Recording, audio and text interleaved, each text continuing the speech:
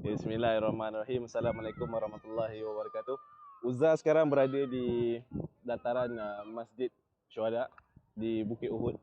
Jadi kata Allah SWT, sabda Nabi Muhammad SAW, barang siapa yang menyolatkan jenazah akan peroleh satu qiran, dan barang siapa yang solatkan jenazah lalu menguruskan jenazah sehingga kebumikan jenazah tersebut, maka ia akan peroleh 2 qiran. Jadi para sahabat ketika itu bertanyakan kepada Rasulullah SAW, apakah maksud dengan qirat tersebut? Qirat tersebut bermaksudnya sebesar seluas bukit daripada kiri ke kanan bahawa ke hujung sana adalah Bukit Uhud. Dan Bukit Uhud ni, Haji dan Hajah dan tuan-tuan dan puan-puan yang dirahmati Allah Subhanahu Wa Taala sekalian, bukit ini terdapat di dalam syurga. Antara menjadi saksi kepada peperangan Uhud berlaku, dan di belakang kita di hadapan saya ini adalah di hadapan Uzza sekarang ini adalah Bukit Pemanah, di mana Bukit Pemanah inilah menjadi medan saksi dan ibrah berkenaan dengan kesannya kepada kita adalah untuk kita menghormati kepada setiap arahan pemimpin-pemimpin kita. Itulah antara kisah-kisah dia, di mana Rasulullah SAW kata apa? Jangan kau turun apa-apa yang berlaku ketika mana. Kalau bawah ni tak ada orang pun sekalipun, jangan kau turun. Pada waktu itu mereka ingkar dengan arahan tersebut.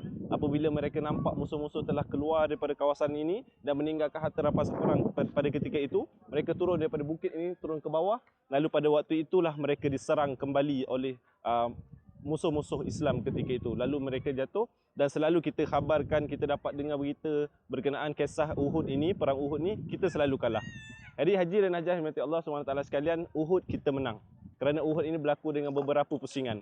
Pusingan seterusnya pada waktu itu memang kita alami kekalahan yang teruk, yang mana pada ketika itulah baginda Nabi Muhammad SAW dalam keadaan yang cedera parah. Baginda dibawa pergi menuju ke bahagian belakang yang berhampiran dengan kaki Jabal Uhud untuk dirawat dan sebagainya. Pada pusingan ketiga, baginda Nabi Muhammad SAW dibawa terus ke gua di belakang sana, di Bukit Uhud itu sendiri, untuk mendapatkan perlindungan dan sebagainya. Lalu pada waktu itulah masyarakat kita, agama Islam pada ketika itu, tentera Islam pada ketika itu menang atas peperangan Uhud ini. Ibrah dan kesan daripada penceritaan ini, Haji dan Hajah dimati Allah SWT sekalian, adalah berkenaan apabila berlakunya atau apa berlakunya arahan-arahan daripada mana-mana pemimpin, mana-mana ketua, hendaklah kita patuh pada ajaran tersebut dan juga arahan tersebut. Di sebelah sana Haji dan Hajah, yang di atas bukit itu dinamakan dengan Bukit Garam.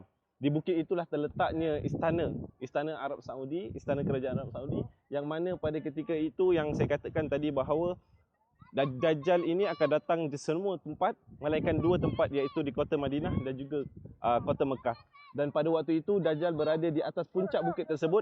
Lalu pada waktu itu Dajjal menghentakkan kakinya sampai sekitar gunung, sekitar kawasan Madinah ini, Haji dan Hajah, akan berlakunya gegaran, yang mana orang yang munafik mereka akan keluar daripada kota Madinah. Lalu apabila mereka keluar, pada waktu itulah mereka ini akan diserang dengan fitnah-fitnah Dajjal tersebut, dan mereka akan ditipu oleh Dajjal. Jadi di atas sanalah menjadi bukti bahawa Bukit Garam ini wujud, dan pada waktu itulah Dajjal bersama tenteranya menunjukkan tangan terus straight kepada arah Masjid Nabawi, di mana di situlah ditunjukkan bahawa kubah hijau tersebut. Jadi pada waktu itulah Haji dan Hajah, pada fitnah masa akan datang, insya-Allah semoga kita dilindungi oleh Allah Subhanahu Wa Taala.